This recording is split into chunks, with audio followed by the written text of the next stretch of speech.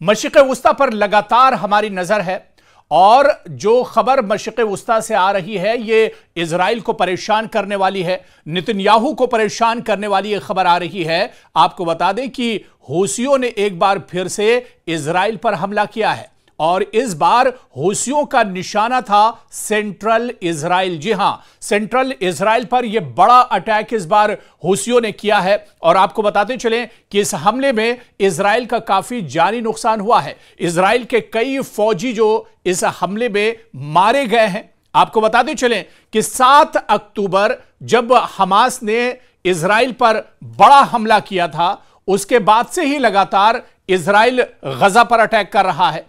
Israel को तकरीबन Nesto नाबूद कर दिया है इजराइल ने गजा को, और अब इजराइल की इस लड़ाई में, हमास और इजराइल की इस लड़ाई में जो सबसे बड़ा और जो सबसे अहम किरदार है वो हूसी फौजी हैं। जी हां, हूसी जो लड़ाका है वो लगातार इजराइल के लिए दर्द सर बने हुए हैं, नेतन्याहू के लिए दर्द सर बने हुए हैं।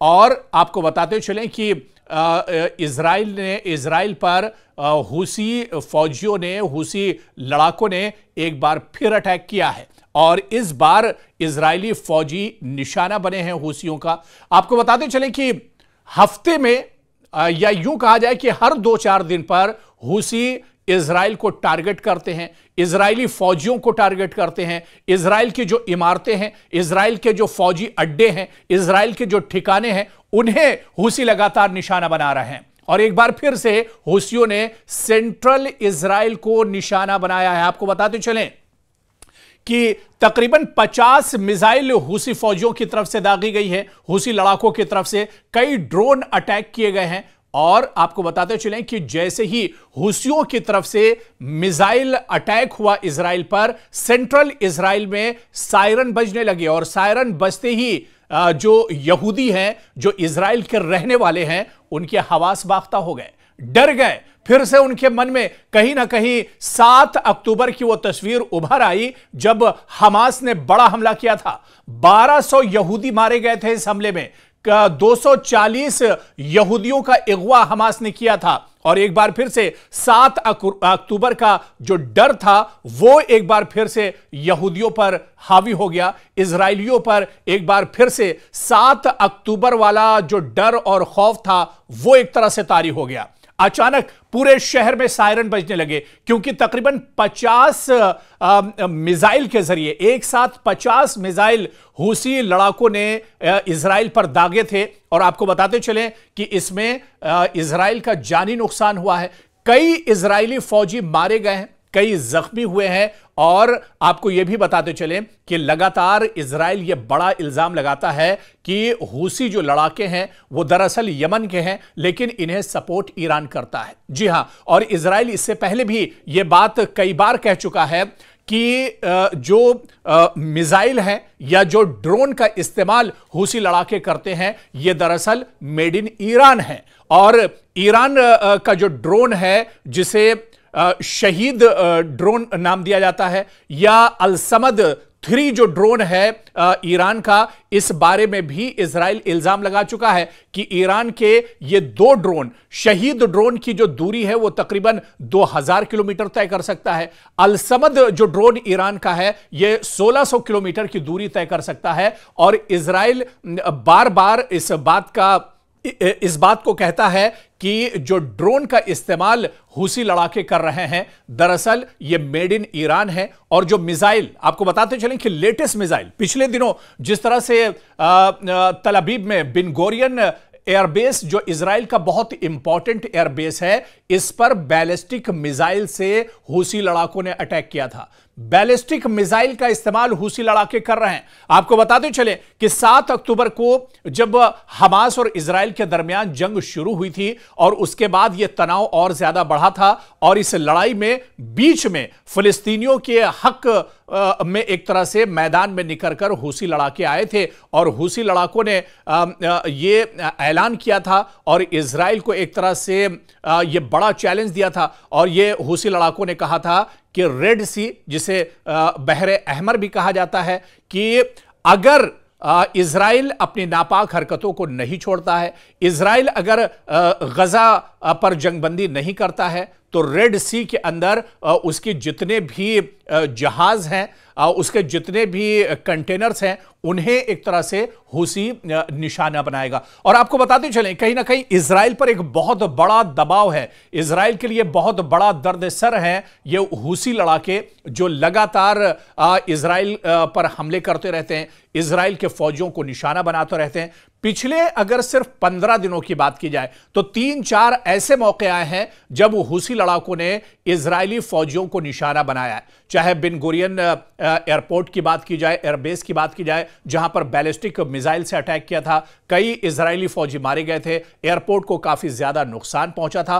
और इससे पहले भी बिन गुरियन एयरपोर्ट जो इजराइल का बहुत इंपॉर्टेंट एयरपोर्ट है, एयरबेस है, इस पर इससे पहले भी हूसी लड़ाके टारगेट करते रहे, निशाना बनाते रहे। और इससे पहले भी हूसी लड़ाकों ने पूरी दुनिया को एक तरह से अलर्ट किया था और चेताया था कि बिन गुरियन एयरपोर्ट पर आप अपने तैयारी या अपने जहाज ना भेजें क्योंकि वो उनके जद में आ सकते हैं। और उन्होंने कहा था कि बिन गुरियन जो एयरपोर्ट है इजराइल का, ये हूसियों के टारगेट पर है, हूसियों के जद में एक तरह से आता है। और इससे पहले भी कई बार बिन गुरियन एयरपोर्ट पर हूसी लड़ाके अटैक कर चुके हैं।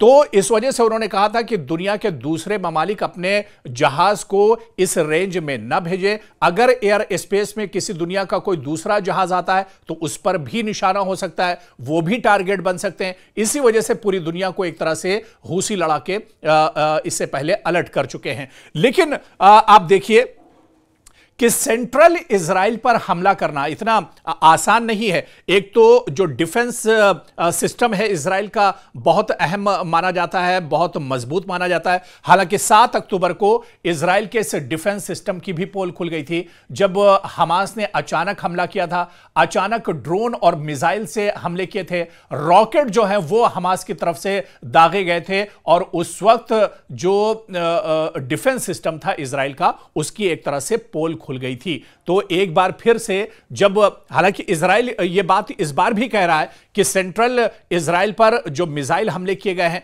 जो ड्रोन हमले किए गए हैं, इन ज्यादातर मिसाइल्स को उसके डिफेंस सिस्टम ने एक तरह से रोक लिया है। लेकिन हूसियों का यह कहना है, और जो खबर आई है बाकायदा इजराइल ने भी इसकी तस्दीक की है कि इस मिसाइल अटैक में और ड्रोन हमले में इजराइल के कई फौजी मारे गए हैं, कई जख्मी हुए हैं। और आपको बताते चलें कि इस बात की तस्दीक खुद इजराइल ने भी की है, इजराइल के मीडिया ने इस बात की तस्दीक की है। यानी जो दावे इजराइल करता है अपने डिफेंस सिस्टम को लेकर, उन दावों में कहीं ना कहीं एक तरह से सच्चाई नहीं है।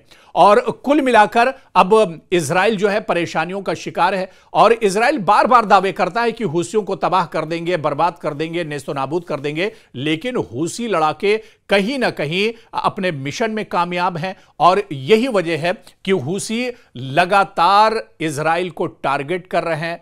हर 2-4 दिन के बाद कहीं ना कहीं इजराइल, जिस तरह से हमने बताया कि इजराइल के चाहे फौजी हों, इजराइल के चाहे वो सैन्य फौजी अड्डे हों या इजराइल से जुड़े हुए दूसरे जो मकामात हैं, वहां पर हूसी अटैक करते हैं और उन्हें निशाना बनाते हैं। एक वक्त तो ऐसा था कि बहरे अहमर में हूसियों की एक तरह से हूसियों का डर इतना ज्यादा बढ़ गया था कि इजराइल ने एक तरह से जो अपने पानी के जहाज हैं उन्हें रोक लगा दी थी, उनको जाने से मना कर दिया था।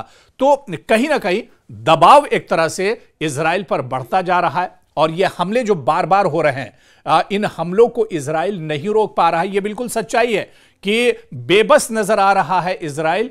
हूसियों को रोकने में अभी तक इजराइल कामयाब नहीं हुआ है। हालांकि यमन पर, जहां पर इजराइल को यह शक होता है कि हूसी लड़ाके यमन में हो सकते हैं, यमन के आसपास का जो इलाका है यहां पर हो सकते हैं, या ईरान के कुछ इलाके हैं वहां पर बॉर्डर के इलाकों में हूसी छुपे हुए हो सकते हैं, तो उन पर एयर स्ट्राइक भी करता है, बार बार अटैक भी इजराइल की तरफ से किया जाता है, लेकिन उसे कामयाबी नहीं मिल पाती है। और बड़ी वजह जो इजराइल की परेशानी की है और नेतन्याहू की परेशानी की है, वो यही वजह है कि हूसियों और हूसी जो लड़ाका हैं उनका तोड़ इजराइल नहीं ढूंढ पा रहा है। इजराइल परेशान है क्योंकि एक तरफ अल-क़स्साम ब्रिगेड, सराया जो ब्रिगेड है हमास का, जो एक तरह से फौजी विंग है हमास का, और इसके अलावा दूसरी तरफ आप देखिए तो हूसी लड़ाके हैं, तीसरी तरफ ईरान है। तो कहीं ना कहीं चारों तरफ से एक तरह से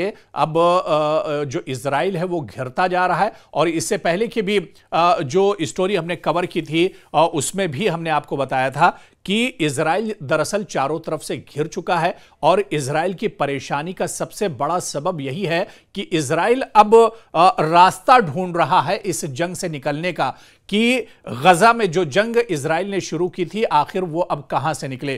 क्योंकि गजा की जो लड़ाई थी वो सिर्फ गजा तक महदूद नहीं रही, बल्कि गजा की लड़ाई पूरे मशरिक़ वुस्ता में फैल चुकी है।